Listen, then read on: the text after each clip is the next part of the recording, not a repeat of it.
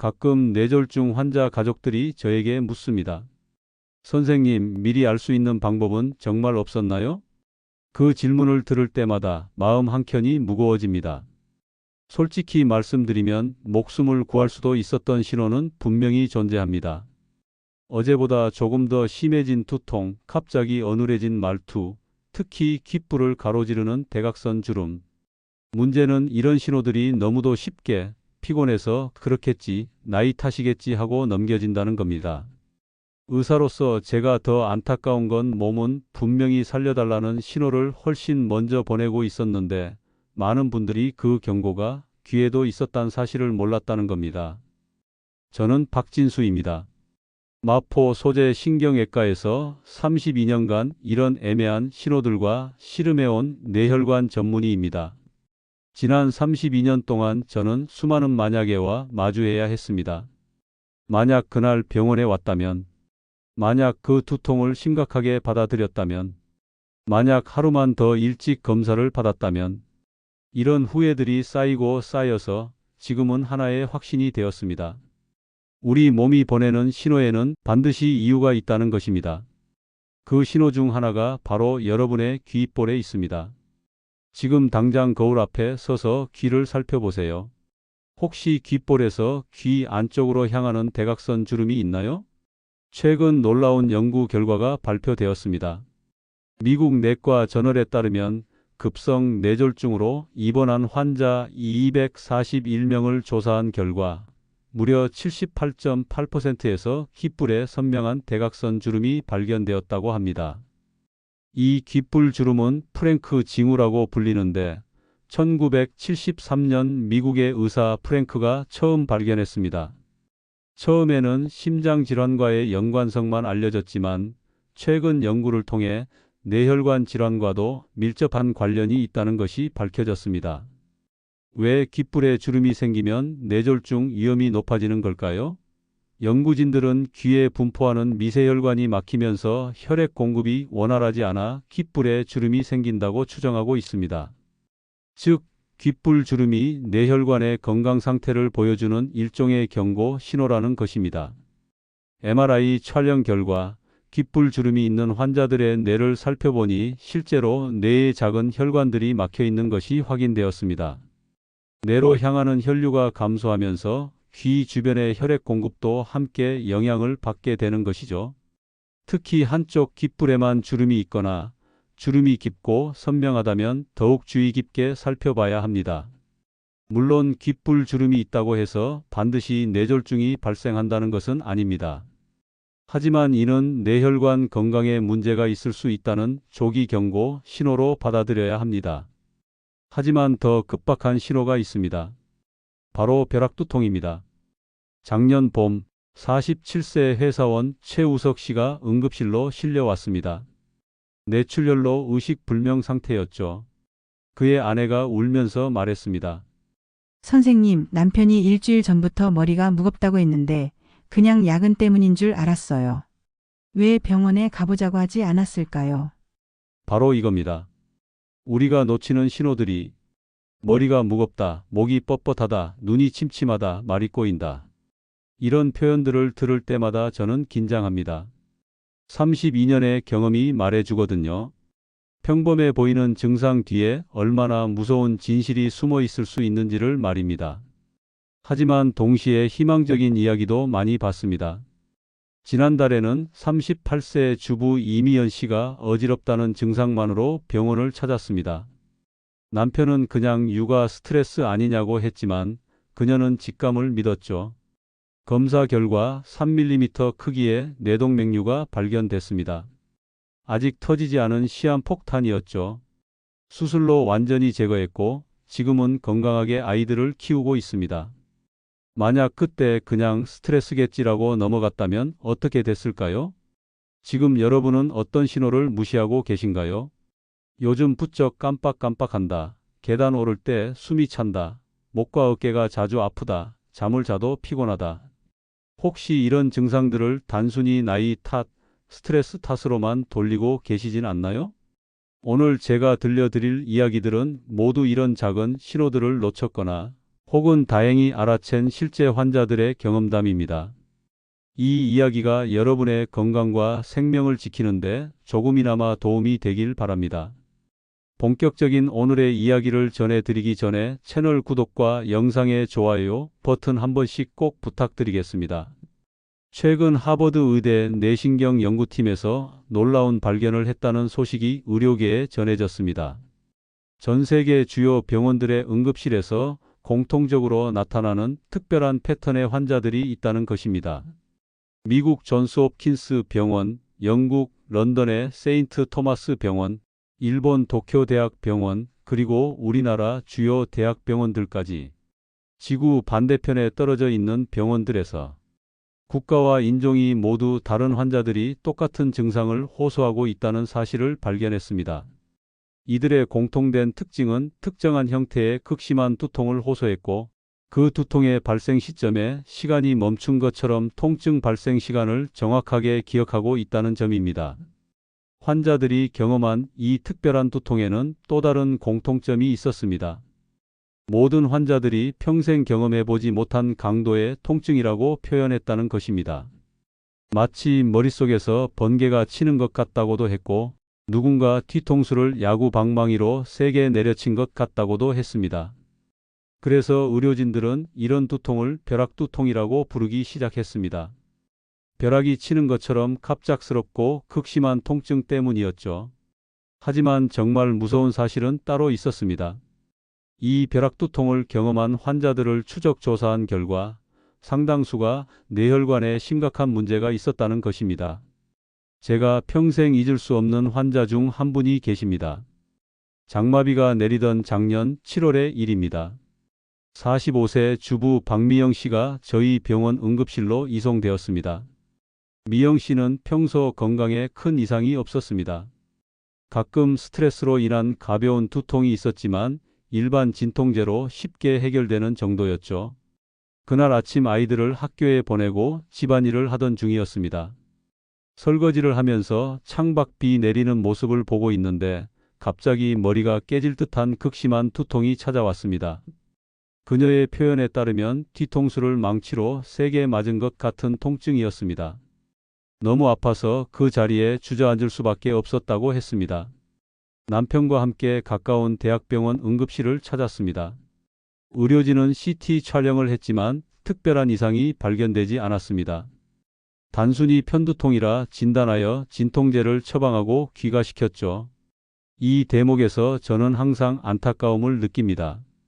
뇌혈관의 미세한 출혈은 일반 CT에서 간혹 발견되지 않을 수 있기 때문입니다. 특히 출혈량이 적거나 출혈 위치가 특별한 경우에는 더욱 그렇습니다. 그날 밤 잠을 자던 미영 씨는 갑자기 죽을 것 같다며 비명을 지르더니 의식을 잃었습니다.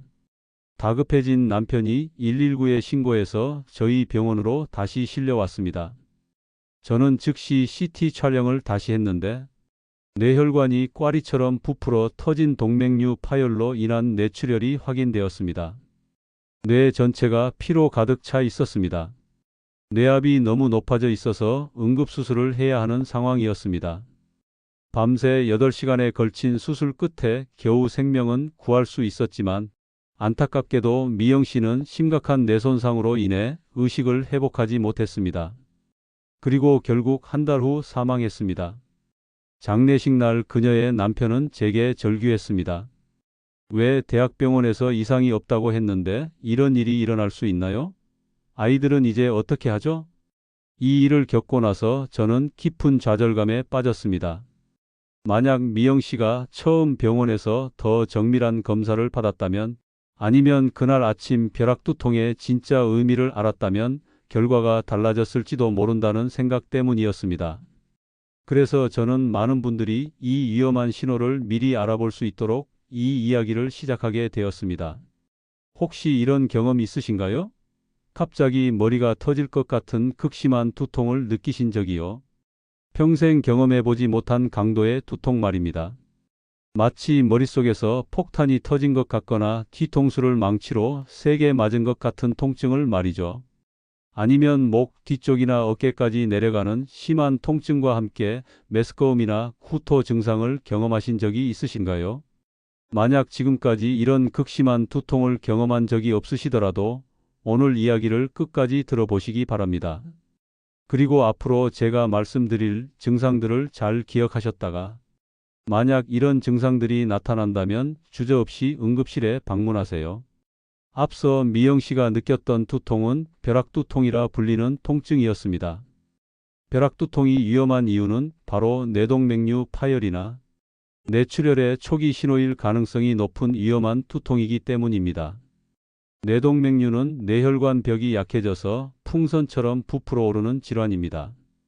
이것이 터지면 뇌 전체에 피가 퍼지면서 생명이 위험해집니다. 문제는 이 뇌동맥류가 터지기 전에는 대부분 아무런 증상이 없다는 것입니다. 그래서 조용한 살인자라고도 불립니다. 스탠포드와 영국 옥스퍼드 대학에 따르면 벼락두통 환자 중 약 12%에서 뇌동맥류 파열이 확인되었고 25%에서는 뇌혈관 관련 심각한 질환이 발견되었습니다. 뇌동맥류 파열로 인한 지주막하 출혈의 경우 첫 24시간 내 사망률이 25%에 이르고 생존에도 절반 이상에서 심각한 후유증이 남기 때문에 더욱더 조기 발견이 중요합니다. 벼락두통의 가장 큰 특징은 갑작스러움입니다. 환자들 대부분이 정확한 발생 시점을 기억할 수 있을 정도로 갑작스럽게 시작됩니다.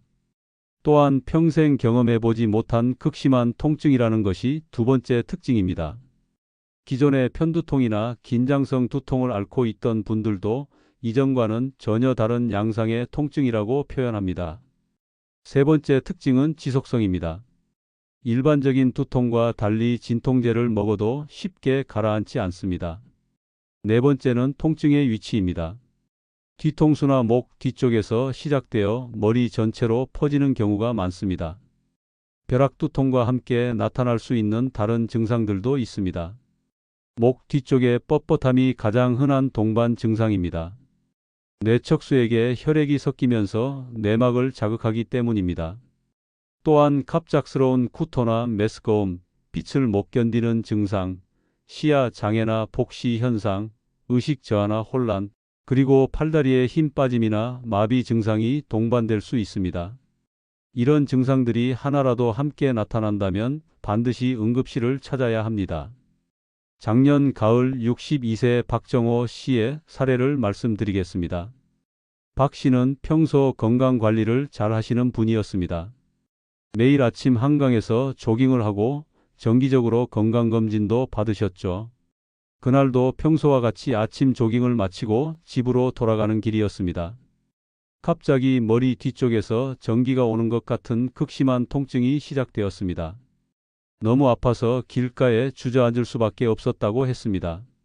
다행히 지나가던 시민이 119에 신고해서 바로 병원으로 이송되었습니다. 응급실에서 즉시 CT 촬영을 했더니 뇌동맥류 파열로 인한 지주막하 출혈이 확인되었습니다. 하지만 박 씨의 경우 출혈량이 많지 않았고 조기에 발견되어서 응급수술을 통해 완전히 회복할 수 있었습니다. 뇌동맥류에 클립을 씌워 더 이상 출혈이 일어나지 않도록 했고 혈종 제거술도 함께 시행했습니다.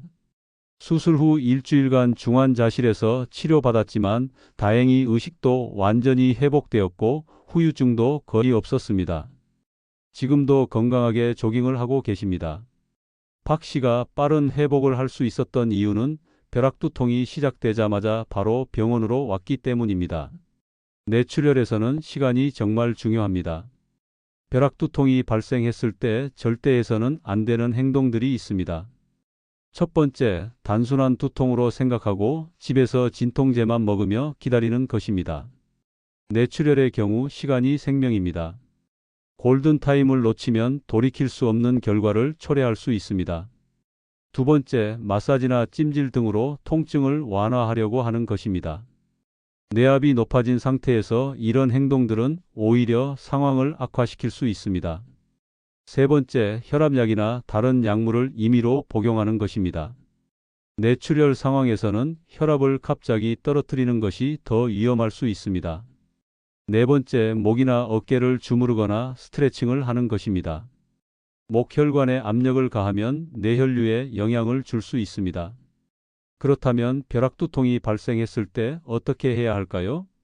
가장 중요한 것은 즉시 119에 신고하여 응급실로 가는 것입니다.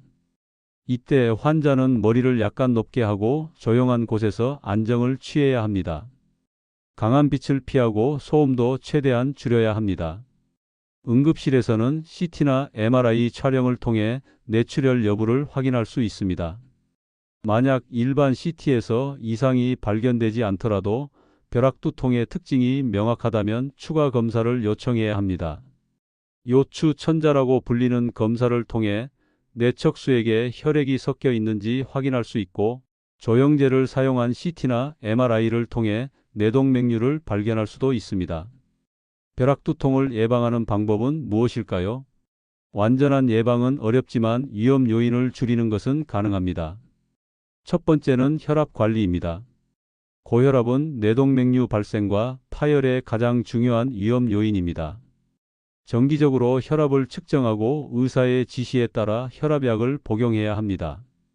목표 혈압은 120에 80 미만을 유지하는 것이 좋습니다. 특히 40대 중반 이후라면 더욱 그렇습니다. 저의 임상 경험상 50대 이상에서 갑자기 생활 습관만으로 고혈압을 해결하기는 매우 어렵습니다. 혈관의 탄력성이 이미 감소한 상태이기 때문이죠. 조기에 발견하고 관리하는 것이 중요합니다. 얼마 전 70대 할머니 한 분이 진료실에 들어오시면서 큰 봉투를 내밀었습니다. 안에는 20가지가 넘는 각종 영양제가 들어 있었습니다.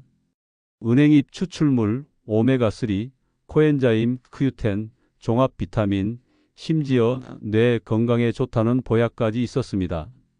선생님, 제가 이것들을 다 먹어야 하나요? 한 달에 거의 60만 원을 이런 영양제에 쓰고 있어요.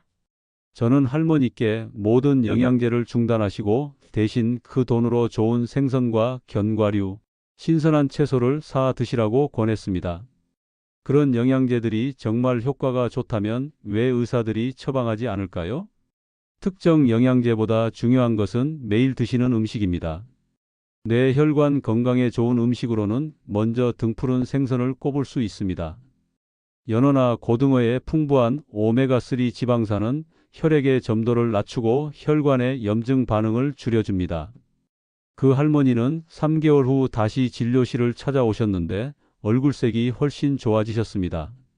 선생님, 영양제 끊고 선생님 말씀대로 식사를 바꿨더니 체중도 4kg 줄고 혈압도 좋아졌어요. 게다가 영양제 값으로 손녀 용돈도 줄 수 있어 더 기쁩니다. 견과류의 불포화 지방산, 녹색 채소의 항산화 물질, 블루베리와 같은 베리류의 안토시아닌과 같은 항산화 성분도 뇌 건강에 도움이 됩니다. 하지만 무엇을 먹느냐보다 더 중요한 것은 무엇을 피하느냐입니다. 고혈압, 흡연, 과도한 음주, 비만. 이것들이 뇌졸중의 주요 위험 요소입니다. 특히 흡연은 혈관을 수축시키고 혈관벽에 염증을 일으키기 때문에 반드시 끊어야 합니다. 5년 전 만난 67세 환자 최동철 씨 이야기가 떠오릅니다. 그는 40년 넘게 하루 2갑씩 담배를 피웠고 주 5일 소주 2병을 마시는 생활을 했습니다. 심지어 저에게 술과 담배는 내 인생의 낙인데 이것까지 빼앗을 거냐며 강하게 항의하기도 했습니다. 안타깝게도 그는 뇌경색으로 입원한 지 1년 후 두 번째 뇌경색으로 쓰러졌고, 뇌경색이 시각 중추를 침범하여 한쪽 눈이 잘 보이지 않는 장애가 남았습니다. 그제서야 그는 완전히 금연과 금주를 했지만 이미 많은 것을 잃은 후였습니다. 제가 그를 마지막으로 진료했을 때 그는 후회하며 이렇게 말했습니다. 선생님, 만약 제가 다시 40년 전으로 돌아갈 수 있다면 담배와 술을 절대 시작하지 않을 것입니다. 가족력도 중요한 요인입니다. 가족 중에 뇌동맥류나 뇌출혈을 경험한 분이 있다면 정기적인 뇌혈관 검사를 받아보시는 것이 좋습니다.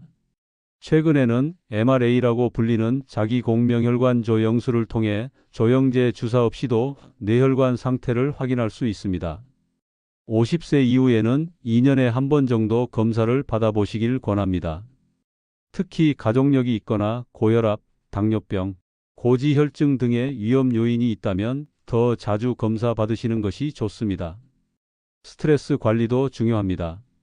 극심한 스트레스는 코르티솔이라는 호르몬을 분비하게 하는데 이는 혈압을 급격히 상승시켜 뇌혈관에 부담을 줄 수 있습니다.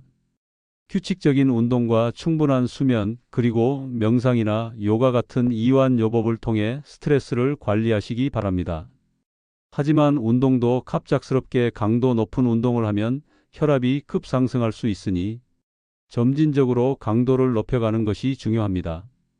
특히 무거운 것을 들거나 숨을 참는 운동은 뇌압을 높일 수 있으니 주의해야 합니다.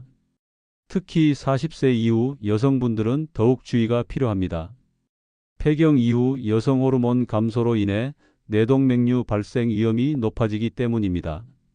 여성 호르몬인 에스트로겐은 혈관을 보호하는 역할을 하는데 폐경 후에는 이런 보호 효과가 줄어들게 됩니다. 또한 경구 피임약을 장기간 복용하시는 분들도 정기적인 검사를 받아보시길 권합니다. 특히 35세 이후 흡연을 하면서 피임약을 복용하는 경우에는 뇌혈관 질환의 위험이 크게 증가합니다. 또 다른 주의해야 할 상황들이 있습니다. 갑작스러운 기온 변화나 사우나, 찜질방 같은 고온 환경에서 벼락두통이 발생할 수 있습니다. 혈관이 급격히 확장되거나 수축하면서 뇌압에 변화가 생기기 때문입니다. 또한 과도한 카페인 섭취나 각성제 복용도 위험할 수 있습니다. 벼락두통과 구별해야 할 다른 두통들도 있습니다. 편두통의 경우 서서히 시작되어 점차 심해지는 경우가 많고 한쪽 머리에 욱신거리는 통증이 특징입니다. 긴장성 두통은 머리 전체를 꽉 조이는 듯한 통증이 나타납니다. 군집성 두통은 한쪽 눈 주변의 극심한 통증이 특징이지만 벼락두통처럼 갑작스럽지는 않습니다. 하지만 이런 구별이 어려울 수 있으니 평소와 다른 극심한 두통이 갑자기 시작된다면 반드시 병원을 찾아야 합니다. 그럼 응급실에서 벼락두통으로 내원했을 때 어떤 검사들을 받게 될까요? 먼저 CT 촬영을 통해 뇌출혈 여부를 확인합니다. CT는 빠르고 정확하게 뇌출혈을 발견할 수 있는 검사입니다. 만약 CT에서 이상이 발견되지 않더라도 벼락두통의 특징이 뚜렷하다면 요추 천자를 시행할 수 있습니다. 이는 척추 사이로 가느다란 바늘을 넣어 뇌척수액을 채취하는 검사로 뇌척수액에 혈액이 섞여 있는지 확인할 수 있습니다. 또한 MRI나 혈관조 영수를 통해 뇌동맥류나 혈관 기형을 찾을 수도 있습니다. 치료는 원인에 따라 달라집니다. 뇌동맥류 파열로 인한 출혈이 확인되면 즉시 수술이나 코일 색전술을 시행합니다. 수술은 머리를 열고 동맥류에 클립을 씌워 더 이상 출혈이 일어나지 않도록 하는 방법입니다. 코일 색전술은 혈관을 통해 가느다란 관을 넣고 동맥류 안에 코일을 넣어 막는 방법입니다. 두 방법 모두 효과적이지만 환자의 상태와 동맥류의 위치, 크기에 따라 적절한 방법을 선택하게 됩니다. 수술 후에도 중요한 관리가 필요합니다. 뇌혈관 경련이나 뇌부종 등의 합병증이 발생할 수 있기 때문입니다.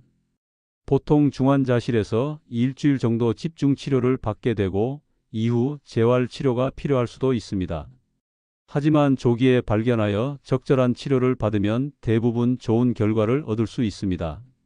제가 32년간 뇌신경외과 의사로 일하면서 가장 안타까웠던 순간들은 조기 발견만 되었다면 충분히 치료할 수 있었던 환자들이 늦게 병원에 와서 돌이킬 수 없는 상황이 된 경우들이었습니다. 벼락두통은 우리 몸이 보내는 마지막 경고 신호일 수 있습니다. 이 신호를 놓치지 마시고 반드시 응급실을 찾아주시기 바랍니다.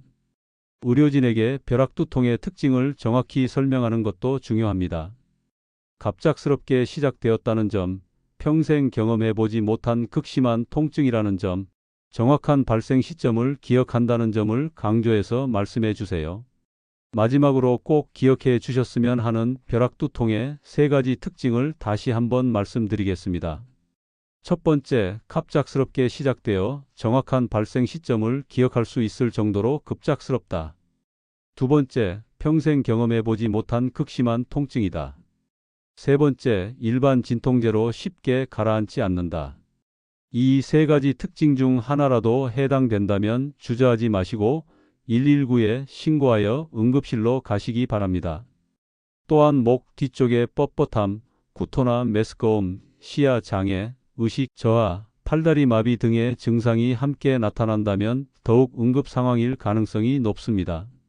절대로 혼자 참거나 가족들에게 걱정을 끼치기 싫어서 숨기지 마십시오. 조기 발견과 치료가 생명을 구할 수 있습니다. 단 한 번의 기회를 놓치지 마세요.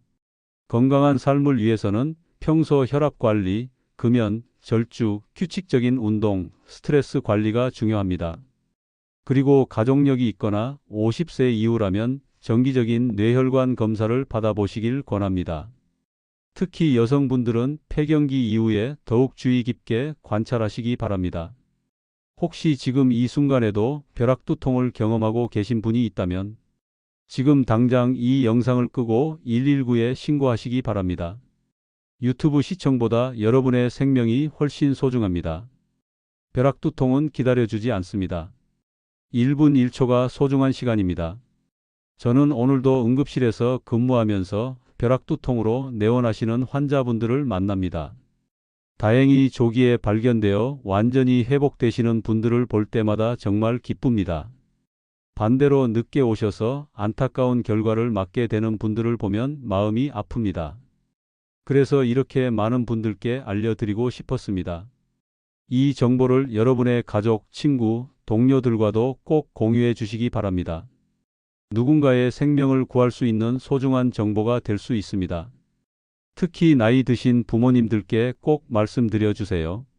벼락두통의 증상과 대처법을 미리 알아두시면 위급한 상황에서 큰 도움이 될 것입니다. 마지막으로 한 번 더 강조드립니다. 갑작스럽고 극심한 두통, 평생 경험해보지 못한 강도의 두통, 정확한 발생 시점을 기억할 수 있는 두통이 나타난다면 절대 망설이지 마시고 즉시 응급실을 찾으시기 바랍니다. 벼락두통은 시간과의 싸움입니다. 오늘도 건강한 하루 보내시기 바랍니다. 감사합니다.